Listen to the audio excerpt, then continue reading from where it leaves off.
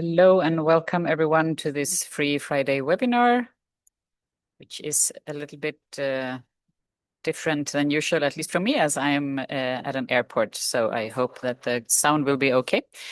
We still have people coming in, but as usual, we have a lot to share and very short time. So we will do our best and start very quickly. First, some housekeeping. This webinar is automatically captioned, so you can use the CC button in Zoom to get the captions. And we are recording these webinars, and afterwards they will be published on our YouTube channel. And all microphones are muted to avoid background noise. And we will first do a short presentation. That's not really true because we are doing more of a dialogue chit chat today. But anyway, so we will provide some content first, and then there will be an open Q&A where you can ask any questions. And please do use the Q&A function for the questions, because if you put them in the chat, it's really hard for us to follow. So let's get started. We are today going to talk about the EAA, or the European Accessibility Act, and how it empowers the users.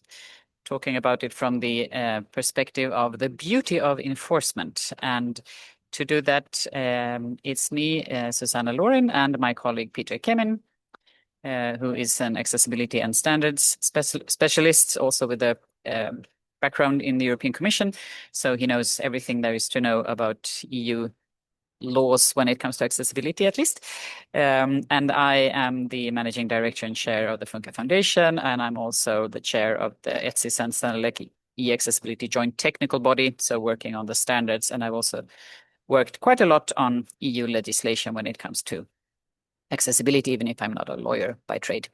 So let's dig into this. What are we talking about when we talk about user empowerment? Well, we have now a very ambitious legislation since, please go back, since June of last year, where everything is supposed to be beautiful and accessible and perfect, right? Because now we have finally got this legislation in place, and then we're just waiting for everything to become beautiful. But if we as users have to kind of keep fighting to get our rights, then what's the point of a legislation? The idea is that we have a legislation that is not only showing what kind of society we want, but also making sure that things work the way they are intended to. And in this case, that means that products and services are accessible to all users. But there is maybe everything isn't just sunshine and beauty here. So next slide, please. There is a right for the users to, so now we have the right slide. So there is a right for the user to say their meaning or complain and make sure that things work in the way it's intended, but it's not a responsibility. In none of the legislations of the EU when it comes to accessibility is the responsibility on the user. So when we talk about the empowerment of users and the possibilities for users to actually be active in the legislation, that doesn't mean that they are responsible for making sure that things are accessible, but they can actually also help if they are interested and engaged and have the energy to do so. Then they are a very important part of the legislation. But it's absolutely not something that anyone wants to force upon the users to do. So if we look at the differences between the former legislation we had, the Web Accessibility Directive, and the current legislation, now the European Accessibility Act, then the Web Accessibility Directive, which covers public sector, was built mainly on 3 pillars. So we had the monitoring, or we still have the monitoring agencies in each member state. There's one monitoring agency, or in the federal states, there may be several, but still it's one national responsibility to monitor how the public sector bodies are meeting the requirements on accessibility. And then the public sector bodies that are in scope of the legislation, they need to provide an accessibility statement. So that's kind of a self-declaration on their level of accessibility. And the end users have the right to provide feedback directly to the public sector body the website owner or app owner in public sector. Or if that doesn't work, then they can also kind of escalate to a complaints. So these three pillars, when they work together, they work really, really well. They don't in all countries yet, but when all these three things are working together, then that is a really efficient way to enforce this legislation. When we look at the European Accessibility Act, it's a bit different. There's still three pillars, but here we have the market surveillance and other authorities that are responsible for controlling that services comply. So the market surveillance is something that is already existing in the EU. Many things are market surveilled already, like safety and things like that. So there is already a system for surveilling this or controlling this. And now we kind of add accessibility into it, which is really good because then we already have a framework.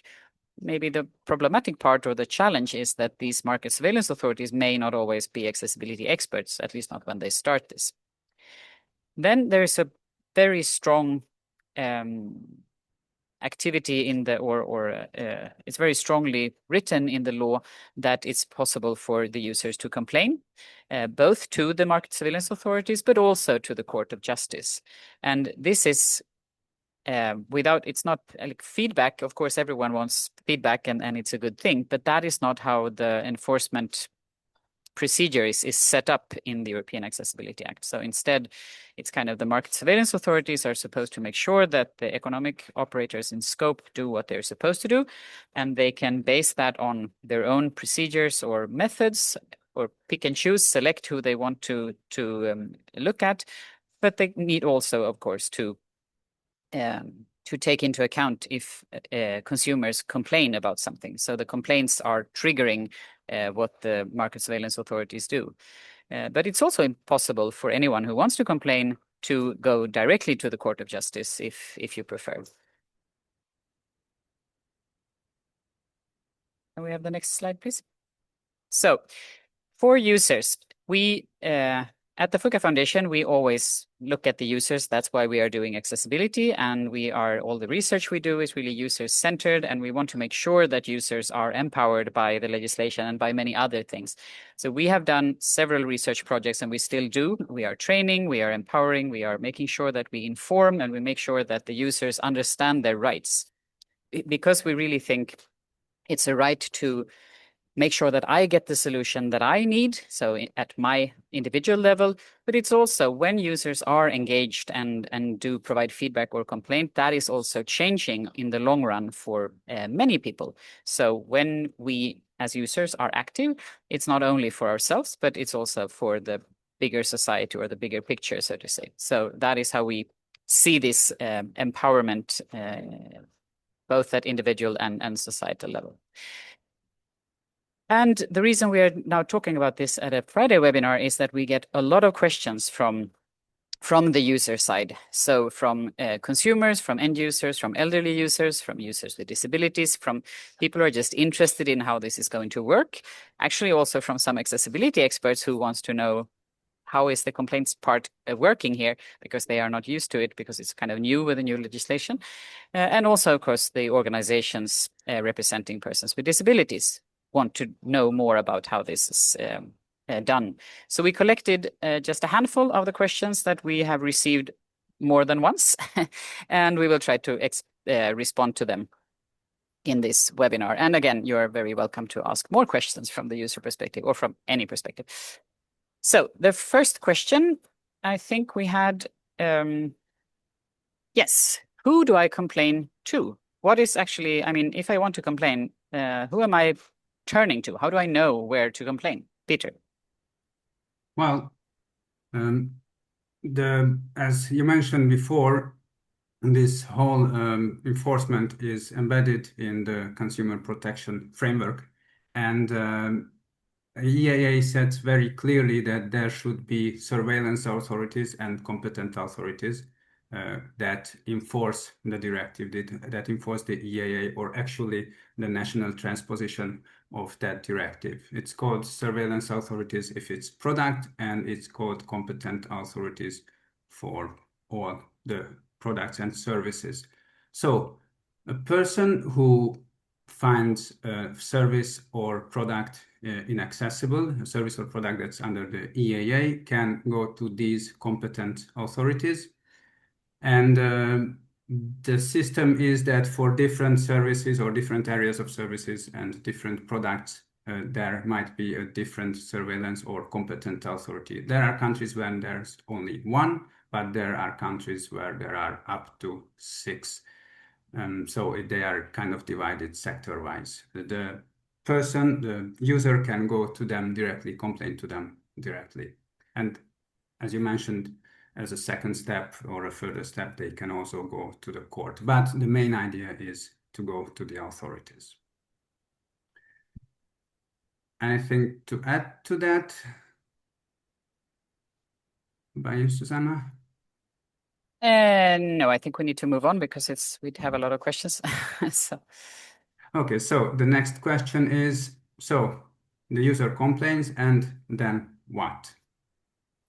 So this is a simplification of many questions that we have got that are similar to this, because if you compare to the Web Accessibility Directive, there is no real kind of time limits written into the European Accessibility Act.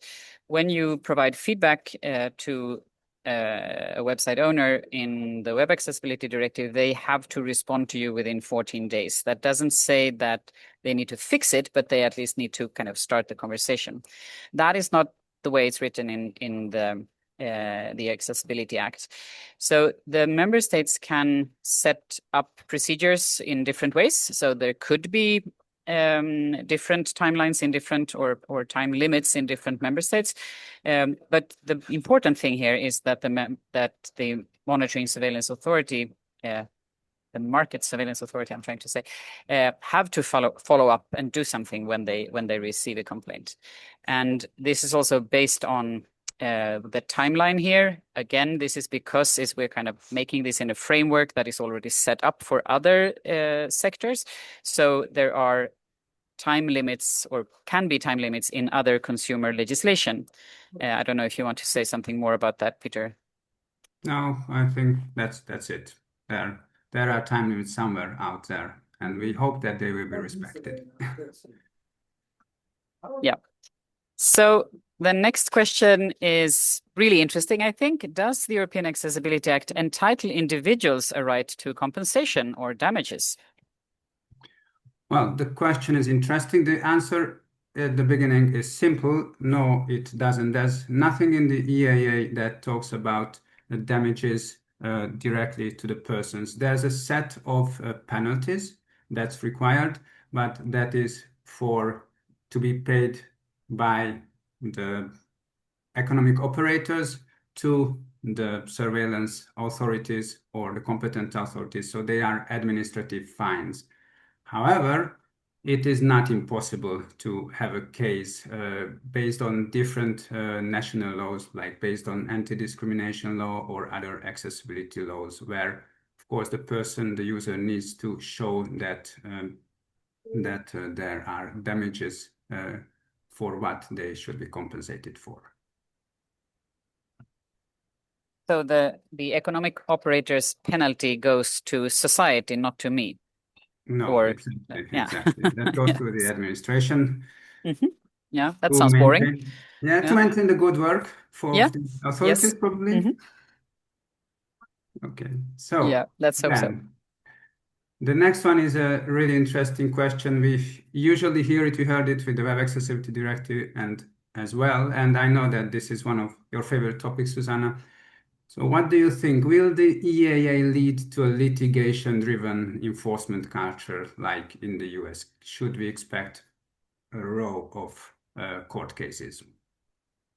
Maybe if we have many people on the call today that are not that familiar with the US, maybe can you explain what we mean with litigation-driven enforcement culture? Yes, of Peter? course. So in the US, the enforcement is very heavily based on persons being damaged or their rights not being respected. And so there's a lot of court cases based on anti-discrimination or accessibility laws. Meanwhile, in Europe, that's not really the driving force of enforcement. In Europe, there's usually for the Web Accessibility Directive, and here as well, there's a framework set up that would surveil and monitor these obligations, and it's more likely to be handled, or until now, in an administrative framework, not in the courts. Okay, so instead of explaining the words, you actually answered the question.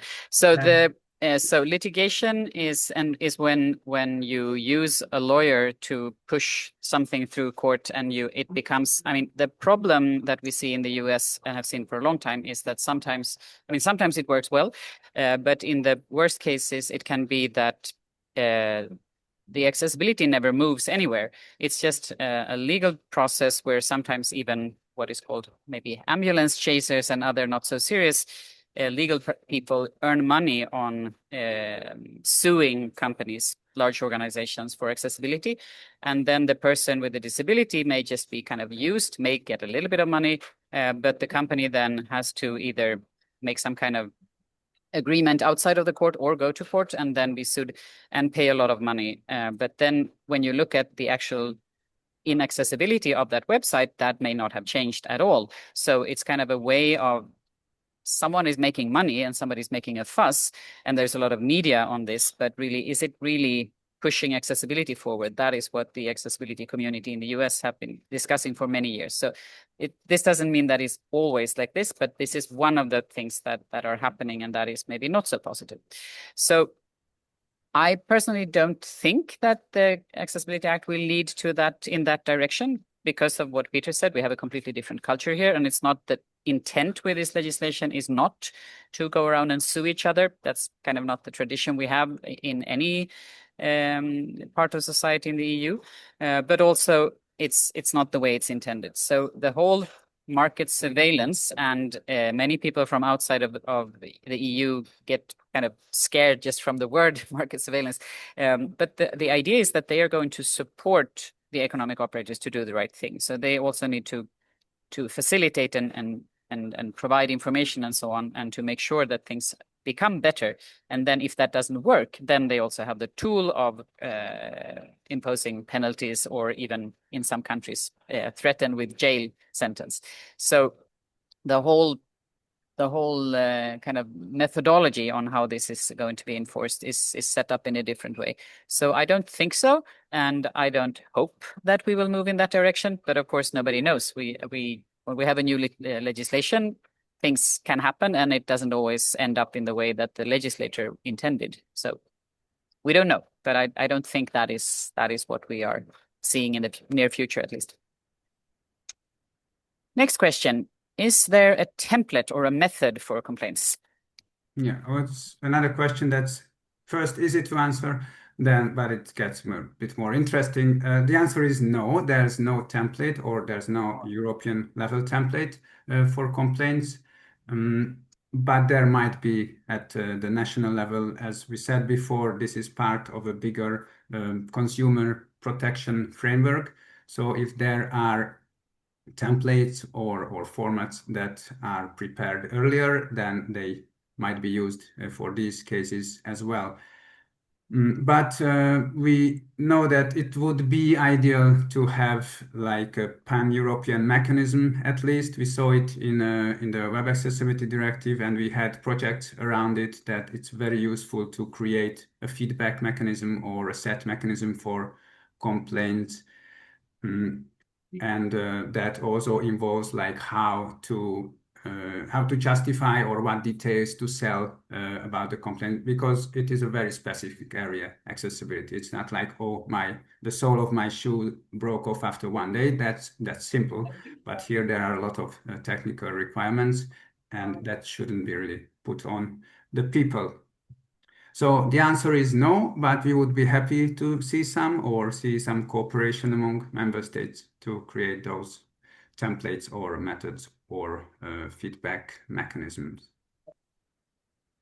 Yeah, true. And also the coordination group or working group that is consisting of the member states who are enforcing this, they have just kind of initially started their work. So anything that has to do with alignment or collaboration, I think, will come after this work has started. So we haven't seen much of that yet, but hopefully in the near future we will see more of that. That's what we hope, at least. Yeah. And I think this is our last question that we prepared. Is it enough to offer mediation or ombudsman schemes to meet the requirements in the EAA? Or No, not in itself, but it's something that is this. So this again differs between different member states. Some member states have a very strong use of the ombudsman, which can work very well, and some don't. But it's not really enough. It could be part of the whole process, but it wouldn't be enough in itself. So what the Act says is that there must be effective, I think is the word, effective ways to initiate an action. And this is usually means that there needs to be possibility to go directly to complain to the authorities or to the court. So there are other ways of kind of solving this kind of disputes, of course, and I am quite sure that we will see variations across the member states in how this is approached.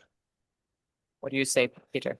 Yep. Yes, I agree completely. We've seen already before when we were looking at the Web Accessibility Directive and other areas that there are member states which are more prone to use these venues. For example, typically in Germany, there's a lot of mediation ways or recommendations to mediate. Meanwhile, other countries might not use it. So yeah, it is okay to have it as part of the enforcement, but there are other venues that are set in the EAA. I'm going to the next slide. Yeah, so before leaving the floor for the questions, we just wanted to do a little bit of marketing. So as we are having a lot of expertise on the EAA, we do counseling, recommendations, of course, we do training. We have our own platform that we are very proud of, where we do self-paced training as well. We do audits on all different products and services that are in scope of the Act, of course, and we provide any type of support to anyone who needs that. So with that, I think we need to open up for the questions, right? Yep. And we have some in the Q&A. So the first one is, are there already examples of legal proceedings in Europe? Yes, there are, and we know that there are. I can't remember the exact number from the top of my head, and I got it before Christmas. But it's actually there's a lot of things moving in many member states. We don't have numbers from all member states, but we had several hundreds from several of the member states. So a lot of things are moving, both when it comes to complaints and when it comes to court cases. But I haven't seen. Me personally, that doesn't mean that it doesn't exist, but I don't know of any court case that has been resolved or finished, or how do you say that the result is public. Yeah, that usually doesn't happen very fast. But No. there's this interesting one I would like to mention, the one in France where where an NGO actually went to the court for Directly without passing the yes. And it's not only one, but it's addressing four big retailers, because they don't follow on their online in their e-commerce, they don't follow the EAA. So that's I think it's an interesting way to push for enforcement. We hope that it pushes the authorities to start to enforce as well, because I suspect that that's kind of the reason behind that, to go directly to the court. The next question is, where can I as a person or we as disability organization complain to if the market surveillance authorities' complaint procedures are inaccessible, unclear, unknown, or impossible to find? Oh my God, I wish I could say this is an irrelevant question, but unfortunately, I think this is very relevant. That is kind of embarrassing for all of us, but it's true. It's sometimes very hard to understand and it's hard to find, and also the procedures are inaccessible. So that is unfortunately correct. But then the next step would be going to the Court of Justice. Yeah. And I think that would actually fall, because these are public authorities. So this would fall under the Web Accessibility Directive, probably. Yeah. But yeah, there's actually, yeah, the complaint mechanism has to be accessible. Okay, the next one is what happens if, say, a company based in country X country in Europe or otherwise offers an online service to a person living in a European country in another European country. How would the person in the country, the second country complain? So the person in the There country was a lot of service X is in that. provided. Yeah. So I am a consumer I live in Sweden, so I'm a consumer in Sweden. If I use a service in Sweden, then I would complain to the Swedish surveillance authority. I Yeah. don't care if the service provider is based in Ukraine or China or the US. That is not, I don't know that maybe, and I don't care. The service is provided to me in my home country, so that is where I will complain. Yeah, and then it has to be accessible even if it's provided by a US company or a Ukrainian company. There's one thing to add to that, that if it's a European company that offers the service, then and the authority in the member state starts to do something, then it goes back to a coordination mechanism. It goes back to the commission, and that could trigger that the same service being offered in other member states has the same consequences by those national authorities. Yeah, We good point. also Yeah. have a question in the chat, but please write in the Q&A. No, it's the same question as this one. And so the channels of complaint are through the national regulators already established. Yes. Yes, yes, hope so. There are channels, and we think that those will be used here as well. There's one question here. Where can you help us? We are an organization. Can you help us go to the court? So they're asking us if we can help them. That's nice. Well, we are here if you have questions like this, and we provide Friday webinars from time to time, but I don't think we are really placed for that to litigate or to help at court. There are accessibility lawyers or non-discrimination, anti-discrimination lawyers, and maybe there will be more after this EAA is Yeah. getting more Yeah, into. we're happy to help and discuss and provide any recommendation or kind of explain the law, but we are not the ones you are looking for. If you want to create a court case, that's not our business. We have 2 minutes left, so I think that's kind of what fit for today. Yeah. Or do you have Yeah, any more questions, now Susanna? there is a couple of more, but yeah, it's always like this. We can never do all of it. So so let's go on with what do we have? Yes, do subscribe to our newsletter. We are sharing the links in the chat and also the QR code on screen.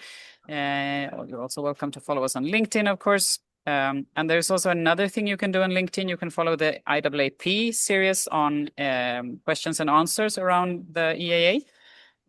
Which I think Stefan can also provide the link to. That's open for everyone. It's not only for IAAP members. It's an open source where we have actually been describing all the articles and tried to explain them in human language. So that's a good way to learn about the EAA if you're interested in the nitty-gritty legal parts.